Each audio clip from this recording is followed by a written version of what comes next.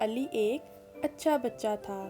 وہ اپنے بڑوں کی بات کو بڑے دھیان سے سنتا تھا۔ علی آج بہت خوش تھا کیونکہ وہ بنا پیسے دیے صدقہ دے کر آیا تھا۔ آئیے بچوں، آپ کو بتاتے ہیں کہ علی نے کیسے بنا پیسوں کے صدقہ دیا۔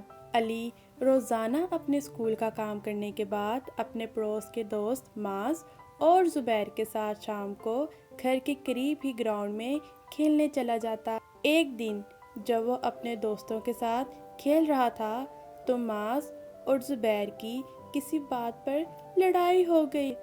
کافی دنوں تک زبیر اور معاذ نے دوستی نہ کی، جس کی وجہ سے وہ پھر کھیلنے بھی نہ آئے۔ علی روزانہ اپنے اسکول کا کام کرنے کے بعد اداس ہو کر بیٹھ جاتا کہ اسکول میں روزانہ کوئی ایک اچھائی کا سبق بتایا جاتا تھا۔ علی اس سبق کو بہت شوق سے سنتا تھا اور پھر اس سبق کو اپنی زندگی میں استعمال بھی کرتا تھا۔ لیکن علی کلاس میں اداس بیٹھا ہوا تھا۔ آج بھی ان کی ٹیچر آئیں اور انہوں نے بچوں کو سلام کیا اور کہا کہ آج ہمارے نیکی کے سبق کا نام ہے صدقہ۔ وہ بچوں کو صدقے کی فضیلت بتانے لگ گئیں۔ صدقہ دینے سے ہماری مشکلات میں بھی کمی آتی ہے اور یہ ہمیں برے کاموں سے بھی بچا لیتا ہے۔ علی نے اپنی ٹیچر سے پوچھا کہ بچے صدقہ کیسے دے سکتے ہیں؟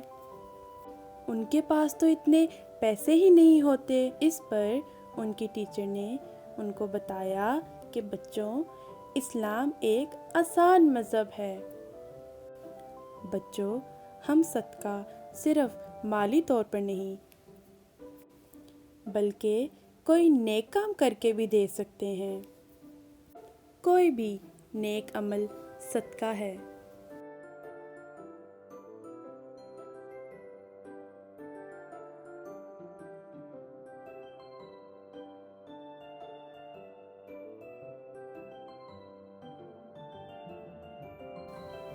جیسا کہ ہم دو ناراض لوگوں کی صلح کروا دیں۔ رسول صلی اللہ علیہ وآلہ وسلم نے فرمایا، آپس میں صلح کروانا افضل ترین صدقہ ہے۔ یہ بات سن کر علی کے ذہن میں کوئی بات آئی، خوش ہو گیا۔ شام کو جب علی نے اپنے اسکول کا کام کر لیا، اس نے زبیر اور معاذ کو لیا اور کہا کہ دوستوں، آپ اتنے دنوں سے ایک دوسرے سے ناراض ہو، اب آپ ایک دوسرے کی باتوں کو بھلا کر دوستی کر لو۔ پھر علی بولا، دوستوں، ہم مسلمان ہیں۔ مذہب میں 3 دن سے زیادہ ناراض نہ رہنے کی تلقین ہے۔ علی کی بات دونوں کی سمجھ میں آ گئی۔